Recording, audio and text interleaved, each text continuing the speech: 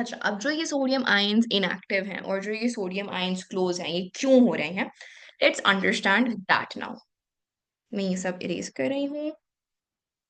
Okay, now हमारे पास basically जो एक्शन पोटेंशियल है ना, it is all or none process.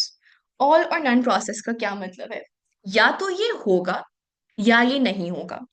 हमारे पास हमेशा जो एक्शन पोटेंशियल का ग्राफ है, जो एक्शन पोटेंशियल की पीक है, वो हमेशा यही बनेगी। या तो एक्शन पोटेंशियल हो रहा होगा या तो एक्शन पोटेंशियल नहीं हो रहा होगा। It is a yes or no case, all or none case. There is no such thing as what do you say half an action potential और क्या कहते हैं, हाई एक्शन पोटेंशियल और अ पार्शियल पोटेंशियल और a weaker action potential. Action potential की जो intensity है, action potential का जो ग्राफ है, दैट इज दिस ओनली। ठीक है, इसकी फ्रीक्वेंसी आगे के कहते हैं कम या ज्यादा हो सकती है कि एक्शन पोटेंशियल जल्दी जल्दी मूव कर रहा है, action potential slowly slowly move कर रहा है। एक्शन पोटेंशियल का फास्ट मूव करना या स्लो मूव करना का ये मतलब बिल्कुल भी नहीं है कि हमारे पास ये पीक नहीं बन रही।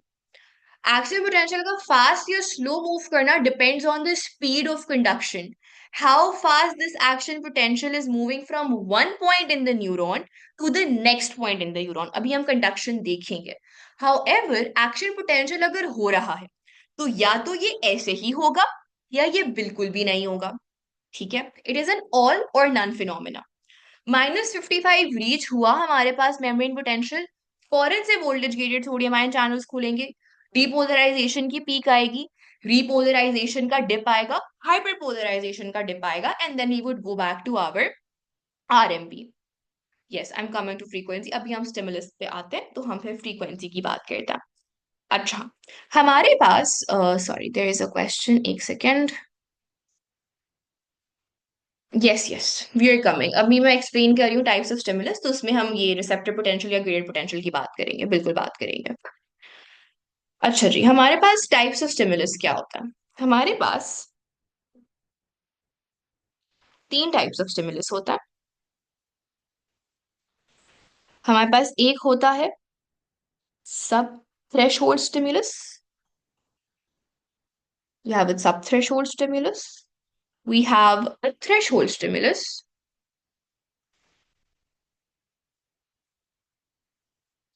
and then we have a supra threshold stimulus.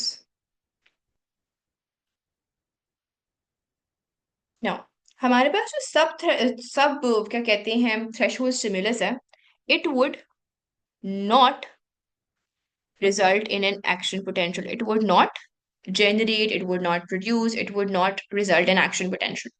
सब थ्रेशोल्ड स्टिमुलस हमारे पास इतनी पावर नहीं रखता कि वो हमारे पास जो हमारा मेम्ब्रेन पोटेंशियल है ना, उसको -55 तक पहुंचा सके। फॉर एग्जाम्पल, मेरे पास एक सब थ्रेशोल्ड स्टिमुलस है। सब थ्रेशोल्ड स्टिमुलस को समझो वीक स्टिमुलस है। उस स्टिमुलस की वजह से लेट से हमारे पास जो मेम्ब्रेन पोटेंशियल में चेंज आया वो आया -60। ना हमारे पास voltage gated sodium ion channels खुलते ही -55 की वैल्यू पर है। -55 से -70 से -55 के बीच में हमारे पास voltage gated sodium ion channels would not open. So if हमारे पास जो चेंज आ रहा है, स्टिमुलस क्या है? स्टिमुलस एक चेंज है। हमारे पास अगर चेंज -70 से -60 का आ रहा है, this change is not strong enough to cause depolarization, to cause an action potential. Are you all with me? If a stimulus is not strong enough to change the membrane potential till -55, it would not result into an action potential, into depolarization, into the opening of voltage gated sodium ion channels, and hence it is a weak stimulus or it is a subthreshold stimulus, and there would be no action potential in that case. Are we cool? Yes, because less Na are coming in. Okay? ठीक है? अच्छा जी। um, नहीं, हमारे पास threshold stimulus क्या है? Threshold stimulus हमें अब तक समझ आ गया होगा that I basically said that the subthreshold stimulus, the change that is coming, if that change is not causing the membrane potential to grow from -70 to -55. That stimulus, that change in the membrane potential is weak or is less enough for our क्या कहते हैं action potential to take a start. जो आपने partial वाली बात की, that basically means कि यानी कभी भी -60 पे नहीं हो सकता, अदर इट्स गोना बी -70 और -55, राइट? नहीं नहीं, हमारे पास चेंजेस आ सकता है। -70 से हमारे पास -69 भी हो सकता है, -68 भी हो सकता है, -60 भी हो सकता है। बट इतना जो स्टिमुलस क्या चेंज है ना, हमारे पास -70 से अगर -55 के बीच में कोई चेंज आ रहा है, that change is very less, that change is very minimum, और इट इज वीक, जिसकी वजह से हमारे पास क्या कहते हैं एक एक्शन पोटेंशियल प्रोड्यूस नहीं होगा। So the subthreshold stimulus is a weak stimulus to cause or generate an action potential. ठीक है? That is what I'm saying. क्या तो फिर मैं I didn't सही से understand what you meant by कि ये तो action है। हाँ, हमारे पास दरमियान की चीज नहीं हो सकती। अगर -55 रीच नहीं हो रहा तो एक्शन पोटेंशियल नहीं हो रहा। -55 अगर रीच हो रहा है तो एक्शन पोटेंशियल होगा। बीच में और कोई चीज नहीं हो सकती। If we are hitting -55, action potential would take place. If you are not hitting -55, action potential would not take place. It is an all or none phenomena, होगा या फिर नहीं होगा। तो ना अगर वो -45 जा रहा है तो डिपोलराइज है ना हमारी मेमोरी। -55 से अगर ऊपर हमारा मेमोरी पोटेंशियल गया हुआ है तो हमारे पास at that moment our neuron और our axonal section is depolarise. तो हमारे पास डिपोलराइजेशन में ही -45 रीच करेगा। So anything after -55, for example, -54, -50, -40, these are all your depolarization वाली values. So -55 से +30 तक अगर हमारा membrane potential जा रहा है, this is all what? This is your depolarization. ठीक है? Okay. Now, हमारे पास अगर जो change आ रहा है in the potential from your -70 से -55 से कम अगर आ रहा है तो उसको हम ग्रेडेड पोटेंशियल भी बुलाते हैं या रिसेप्टर पोटेंशियल भी बुलाते हैं। तो anything that is below -55 which is not causing a threshold potential to be reached, that potential की वैल्यू -70 से -55 के बीच में जो हमारे पास पोटेंशियल की वैल्यूज है उनको रिसेप्टर या फिर ग्रेडेड पोटेंशियल भी बुलाया जाता है। ये वो वैल्यूज है जहां पर चेंज आ रहा है, but this change is not strong enough to push open the voltage gated sodium ion channels and cause the depolarization or the action potential to start. ठीक है? So any potential change below -55, below threshold potential, is a receptor or a graded potential which would not trigger a what do you say, action potential or depolarization. Are you all with me abhi tak? Threshold potential is basically the minimum value of potential that we need for an action potential to start for depolarization to occur. सही है? अच्छा जी। So हमारे पास जो सब threshold stimulus है that would not generate AP. Yes, हमारे पास threshold potential की जो वैल्यू है that is -55. MS में लिखा होता है receptor potential not reached. What does that mean? यानी कि हमारे पास -70 से ऊपर गया नहीं पोटेंशियल, RMP पर ही है हम। सही है? Okay. But I still look, अगर आपके पास एग्जैक्ट वो क्वेश्चन है ना, so if you could send me that question तो I would be able to guide you better Mishal. ठीक है? अच्छा। नाउ थ्रेशोल्ड स्टिमुलस हमें पता है, थ्रेशोल्ड स्टिमुलस क्या होगा? That stimulus which would basically result in a threshold potential and would generate, it's basically the minimum strength of stimulus required to generate an action potential or to cause depolarization to take place. सही है? अब हम आ जाते हैं एक, let's say हमारे सुप्रा threshold stimulus पे। Now what is a supra threshold stimulus? Super से याद कर लो। सुपर का मतलब है कि इसकी जो स्ट्रेंथ है वो थ्रेशोल्ड स्टिमुलस से भी ज्यादा होगी। It has an higher intensity or greater strength, higher intensity than the threshold stimulus. So ये भी ऑब्वियसली रिजल्ट करेगा in an action potential to take place. यहां तक बात समझ आ गई? Any questions about stimulus? Miss please last वाला रिपीट कर सकते हैं? हमारे पास बेसिकली जो सुपर थ्रेशोल्ड स्टिमुलस वो है कि ये थ्रेशोल्ड स्टिमुलस एक ऐसा स्टिमुलस है which is the minimum strength required for an action potential to be generated। ये हमारे पास क्या कहते हैं जी। मिस ये समझ आ गई थी, बस कंफ्यूजन इसके लिए ये थी कि लाइक ये एंड किस पॉइंट पे जाकर होगा, यानी 30 पे जाके एंड हो जाएगा या फिर it's gonna like go on till like positive values बाकी की भी व्हेन इट्स हमारे कमिंग पास बैक। एक्शन पोटेंशियल का ग्राफ यही होगा।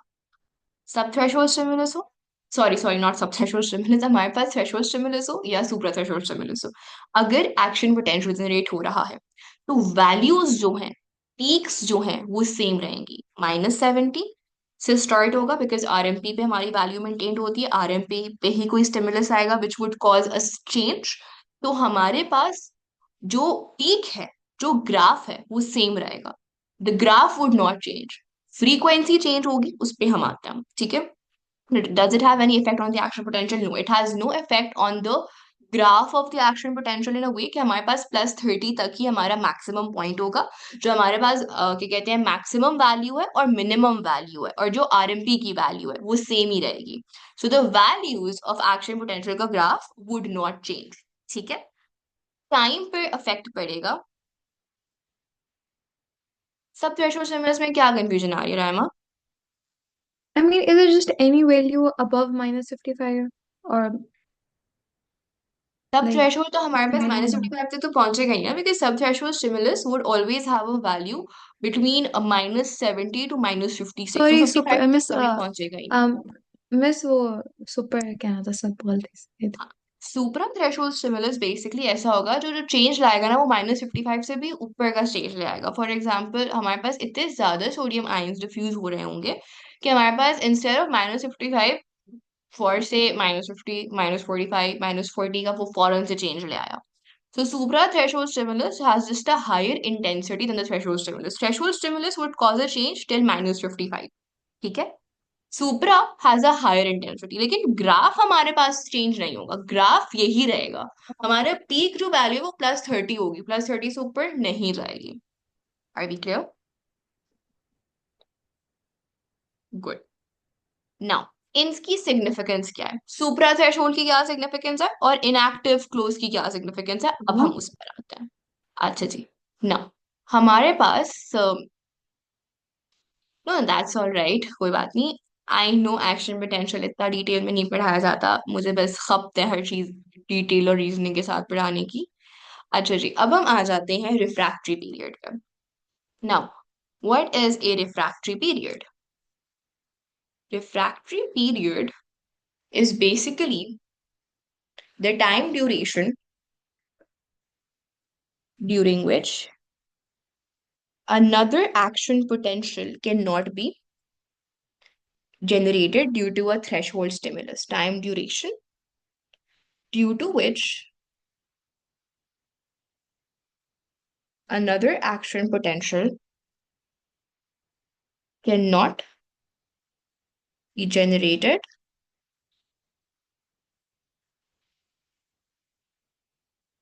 due to a threshold stimulus.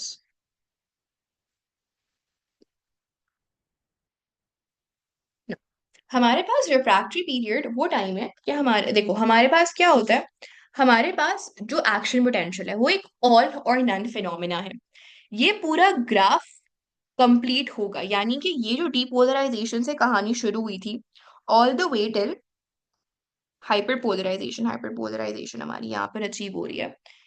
ये पूरा जो ग्राफ है, this is what, this is your action potential. You all agree कि ये हमारे पास एक्शन पोटेंशियल का ग्राफ है from depolarization till the end of hyperpolarization. Now हमारे पास अगर फॉर एग्जाम्पल इस पॉइंट पर एक और एक्शन पोटेंशियल आ जाए, लेट्स से इस पॉइंट पर हम एक और एक्शन पोटेंशियल शुरू हो सकता हो, ऐसा होता नहीं है, बट अगर ऐसा हो ड्यूरिंग वन एक्शन पोटेंशियल एक और एक्शन पोटेंशियल भी आ जाए, तो क्या हमारे पास ये ऑल और नन फिनोमेना रहेगा? क्या हमारे पास ये ग्राफ कंप्लीट हो पाएगा अगर हमारे पास हम एक एक्शन पोटेंशियल को कंप्लीट होने ही नहीं दे रहे हैं और उसके दौरान में एक और एक्शन पोटेंशियल स्टार्ट कर रहे हैं? So wouldn't that mess up the entire what do you say movement that is taking place?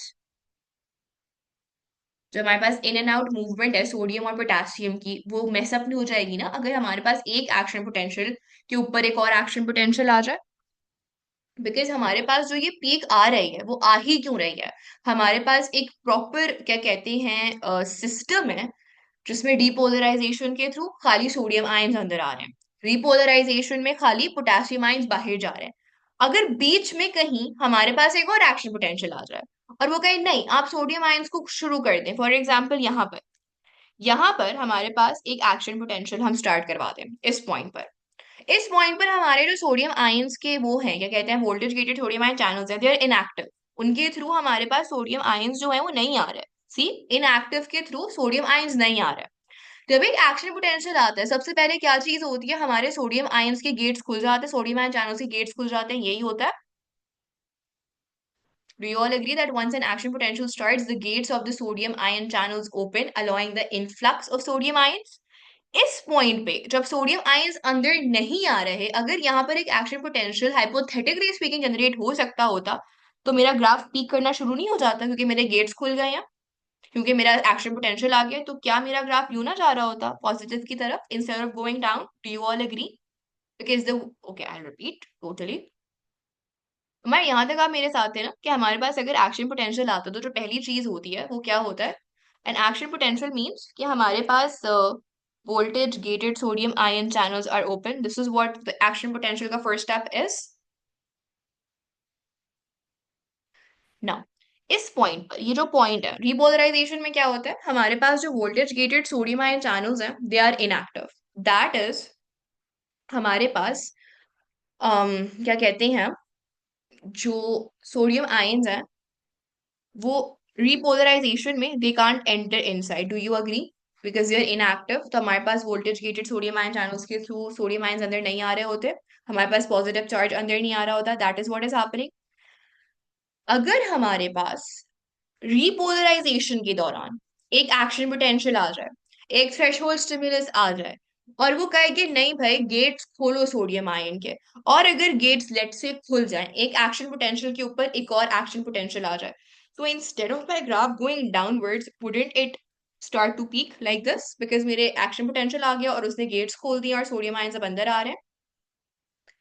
सो इस वजह से हमारे पास एक एक्शन पोटेंशियल के दौरान दूसरा action potential can not take place. Specifically जो रिपोलराइजेशन और डिपोलराइजेशन का पार्ट है, इस पार्ट के दौरान ये बहुत सिग्निफिकेंट पॉइंट्स हैं, ये पूरा हमारे पास सिस्टम को मेंटेन रख रहे हैं। इस पार्ट के दौरान हमारे पास थ्रेशोल्ड स्टिमुलस आ जाए, हमारे पास सुपरा थ्रेशोल्ड स्टिमुलस आ जाए, no stimulus can cause another action potential to be produced when हमारे पास क्या कहते हैं डिपोलराइजेशन और रिपोलराइजेशन हुई भी होती है। नहीं, मैंने ग्रीन पॉइंट को लेके कुछ भी एक्सप्लेन नहीं किया, मैंने ग्रीन पॉइंट की लोकेशन चेंज कर दी थी, उस तरफ कर दी थी।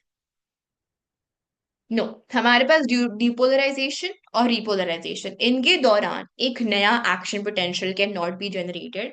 इस पार्ट को डिपोलराइजेशन और रिपोलराइजेशन के दौरान जब हमारे पास एक नया जो स्टिमुलस है वो एक्शन पोटेंशियल जनरेट नहीं कर सकता। ठीक है, या it's impossible during depolarisation and repolarisation. This part is known as the absolute refractory period. Refractory period is basically the time duration during which another action potential cannot be generated. Because action potential is an all or none phenomena. अगर हमारे पास action potential start हो गया तो यही graph बनेगा। ठीक है, अब अगर यही ग्राफ बनेगा तो हमारे पास क्या कहते हैं बीच में से कहीं पे एक और एक्शन पोटेंशियल अगर ओवरलैप करेगा तो ग्राफ की शेप चेंज हो जाएगी, इनफ्लक्स और ईफ्लक्स डिस्टर्ब हो जाएगा जिसकी वजह से ग्राफ की शेप चेंज हो जाएगी, हमारे पास इसकी वजह से इलेक्ट्रिकल कंडक्शन भी चेंज हो जाएगी।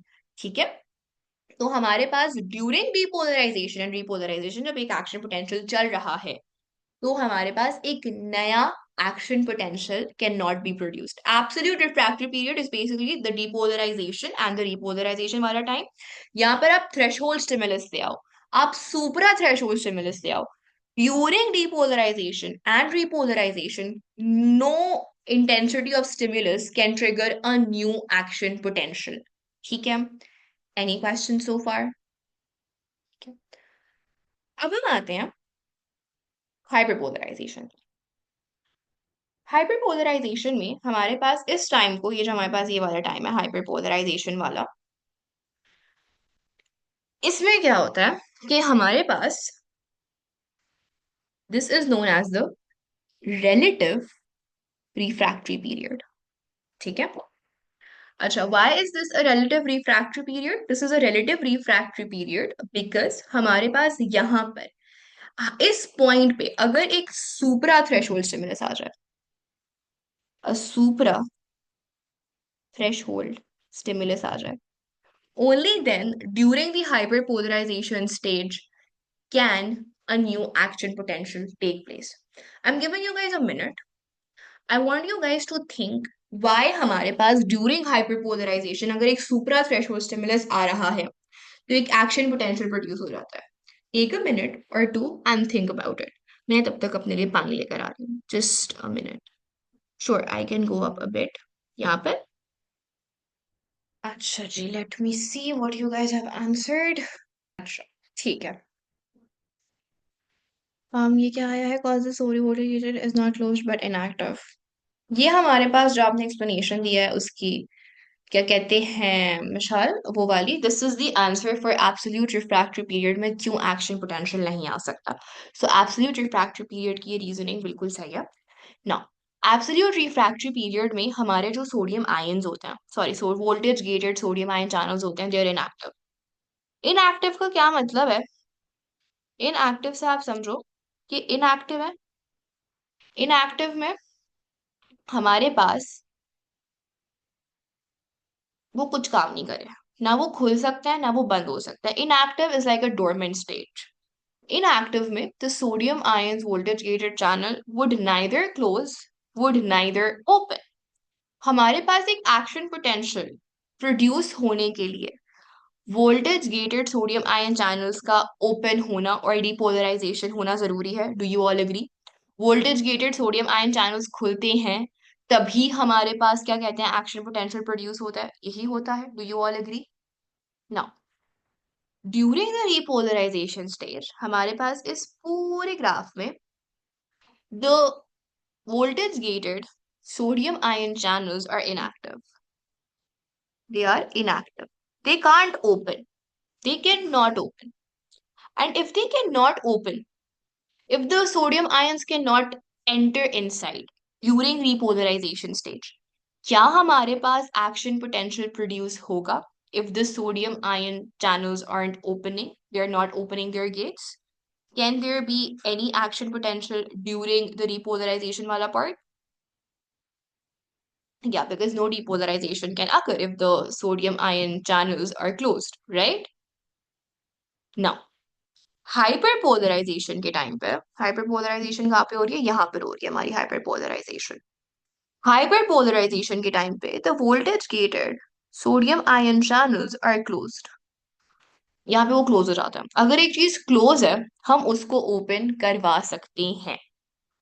इस पॉइंट पर during hyperpolarisation only if a supra threshold stimulus comes would an action potential be produced. क्योंकि दरवाजा बंद है, अब ये खुल भी सकता है.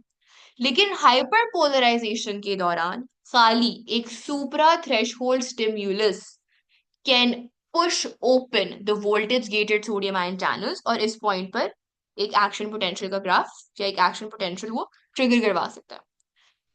एब्सोल्यूट आरपी और रिलेटिव आरपी, इन दोनों में एक threshold stimulus can not trigger a new action potential. And that is exactly the definition of refractory period that I've written. It is the during which time duration in which another action potential cannot be generated due to a threshold stimulus. एक threshold stimulus, एक minimum intensity का stimulus ना absolute refractory period में नया action potential generate करवाएगा, ना ही relative में करवाएगा। absolute में तो कोई भी हमारे पास किसी भी लेवल का थ्रेशोल्ड, किसी भी लेवल का स्टिमुलस एक्शन पोटेंशियल प्रोड्यूस करवा ही नहीं सकता। एब्सोल्यूट को समझो एब्सोल्युटली नॉट। एब्सोल्यूट आरपी जो है, जो डिपोलराइजेशन और रिपोलराइजेशन का टाइम है, उसमें हमारे पास absolutely no other action potential can be produced. आप कितनी ही कोशिश कर लें, एक्शन पोटेंशियल हो ही नहीं सकता during the absolute refractory period. However in our relative refractory period threshold stimulus नहीं एक एक्शन पोटेंशियल प्रोड्यूस कर सकता। लेकिन अगर एक supra threshold stimulus relative refractory period में हमारे क्या कहते हैं एक्शन पोटेंशियल को जनरेट करवाना चाहता है, तो वो हो सकता है। So during hyperpolarisation, if a supra threshold stimulus, a very high intensity stimulus comes, then our action potential can take place. Any questions, anything that has gone over your head? Yes, ये सब included है, तभी मैं पूरी classes पे लगा चुकी हूँ। Absolute RP और relative RP, they are included. आप लोगों ने शायद ये पढ़ा होगा कि हमारे पास एक नया एक्शन पोटेंशियल क्यों नहीं प्रोड्यूस हो सकता जब एक एक्शन पोटेंशियल, ऐसा नहीं, आपका ऐसा कोई क्वेश्चन था ना? I don't remember, I think so आपने मुझे कल भी पूछा था और आज भी पूछा था, विच वाज कि हमारे पास, let me open your chat, I which was that why does no action potential occur right after। तो हमारे पास ड्यूरिंग एब्सोल्यूट आरपी कोई भी एक्शन पोटेंशियल प्रोड्यूस हो ही नहीं सकता। क्यों नहीं प्रोड्यूस हो सकता? Because the voltage gated sodium ion channels are inactive. कल हम इसकी कंटिन्यूएशन में पूरी कंडक्शन पढ़ेंगे कि एक्शन पोटेंशियल्स मूव कैसे करता है, वो हम इंशाल्लाह कल की क्लास में पढ़ेंगे। ठीक है, any questions about today's class? दोनों बस ये टाइप्स के सिर्फ रिफ्रैक्ट, एक ही आंसर है उस क्वेश्चन का जो मैंने पूछा था कि वोल्टेज गेटेड चैनल्स जो है वो इनएक्टिव होते हैं। वो भी। और हमारे पास कल की क्लास में जब हम कंडक्शन पढ़ेंगे ना और लोकल सर्किट्स पढ़ेंगे और हम सॉल्टेटरी कंडक्शंस पढ़ रहे होंगे, तो उसमें भी थोड़ा सा और क्लैरिटी मिल जाएगी। सही है?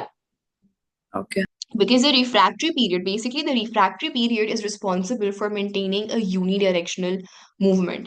क्योंकि हमारे पास जो नर्व इम्पल्स है ना, वो यूं भी जा सकती है, वो यूं भी जा सकती है, it can go both ways, but this refractory period basically ensures कि हमारे पास वो एक ही डायरेक्शन में जाए। मैं वो पढ़ा तो दूं, बट एक तो टाइम बहुत कम है और आई थिंक सो आज की क्लास के लिए बहुत हो गया आप लोगों के लिए। जी अमर, अब क्या नहीं समझ आया? अब क्या मैंने कंफ्यूजन क्रिएट कर दिया आपके दिमाग में? बस यू आर सेइंग कि नर्व इम्पल्सेस दोनों डायरेक्शन में जाती हैं नहीं, डायरेक्शन में एक एंड ही न्यूरल। जाती हैं, वो एक डायरेक्शन में इसीलिए जाती हैं एब्सोल्यूट आरपी की तरफ। अगर ये नहीं होता तो हमारे पास वो पीछे भी जा सकती थी, आगे भी जा सकती थी। So this thing, the absolute refractory period ensures कि हमारे पास यूनिडायरेक्शनल मूवमेंट हो, उसकी नर्व इम्पल्स की। वो हम कल पढ़ेंगे क्योंकि आज मैंने कंडक्शन नहीं पढ़ाई है। मुझे लगा था मैं आज कंडक्शन भी पढ़ा दूंगी, सॉल्टेटरी मूवमेंट भी पढ़ा दूंगी, बट ऐसा हो ना सका। मिस वो टेक्स्ट बुक में सिर्फ रिफ्रैक्टरी पीरियड लिखा होता है और उस पर लिखा होता है कि तब एक्शन पोटेंशियल जनरेट नहीं होता। हम्म। तो दैट्स व्हाट्स कंफ्यूजिंग मी। आप बोल रही हैं यहाँ पे रिलेटिव में होता है। हाँ, तो हमारे पास रिलेटिव रिफ्रैक्टरी पीरियड में क्या एक थ्रेशोल्ड स्टिमुलस प्रोड्यूस कर सकता है एक्शन पोटेंशियल? नहीं। तो हमारे पास रिफ्रैक्टरी पीरियड जो आपको पढ़ाते हैं बुक में, वो बस इतना होता है, the time duration in which another action potential can not be generated due to a threshold stimulus. तो थ्रेशोल्ड स्टिमुलस ना ही हमारे पास एब्सोल्यूट रिफ्रैक्टरी पीरियड में एक्शन पोटेंशियल प्रोड्यूस करवा सकता है, ना ही हमारे पास रिलेटिव में करवा सकता है। एक सुपरा थ्रेशोल्ड स्टिमुलस जो है वो करवा सकता है हाइपरपोलराइजेशन या रिलेटिव आरपी के टाइम पर।